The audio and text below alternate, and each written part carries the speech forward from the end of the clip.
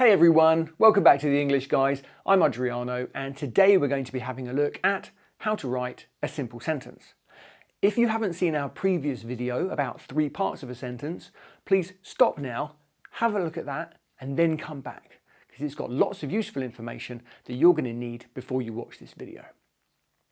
Alright, you've had a look? Great, let's get started. Now, a simple sentence is also called an independent clause. A clause is a group of words with a subject and a verb.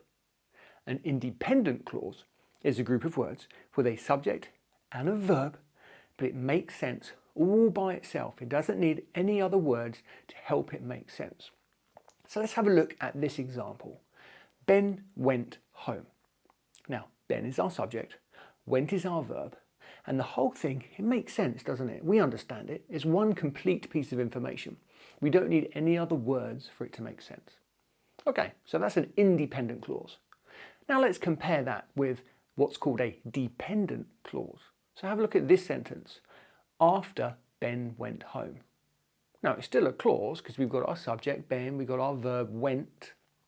But because we've stuck that word after at the beginning, it makes it dependent because it doesn't make sense by itself. We need more information for that sentence to make sense all by itself. So that's why that's called a dependent clause.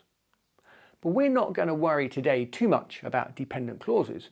We'll look at those more when we look at complex sentences. I just wanted to show you the difference today because today we're going to be having a look at independent clauses. Alright, so let's have a look at how to write a simple sentence. With a simple sentence, you can have as many subjects and as many verbs as you like, as long as there is one piece of information being passed over to the other person. So let's start simple. How about Ben went shopping? We have our subject Ben and we have our verb went. One subject, one verb, independent clause. It makes sense by itself. Okay, so how about 2 subjects? Ben and Peter went shopping. That makes sense. We've got 2 subjects doing one verb and it's just one piece of information I'm passing across to you. We could have 3 subjects. We could have Ben, Peter and Emma went shopping. Still an independent clause because it makes sense by itself. All right, still a simple sentence because there's just one piece of information I'm passing over to you.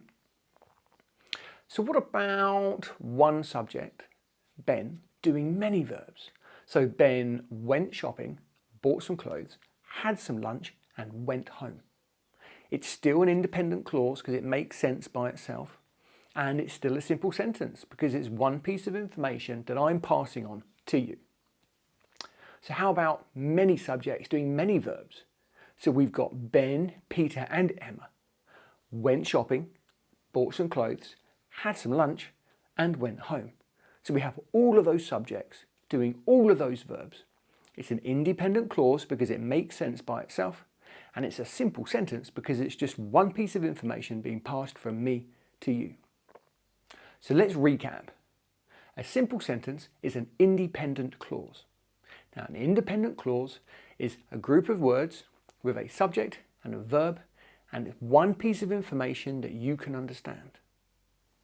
Now, in a simple sentence, you can have as many subjects and as many verbs as you like, as long as it's one idea, one piece of information that you're passing on to somebody else. Right, I hope you enjoyed the video. If you did, please hit like and subscribe down below. It really does help us out as a channel. And until next time, bye bye everybody.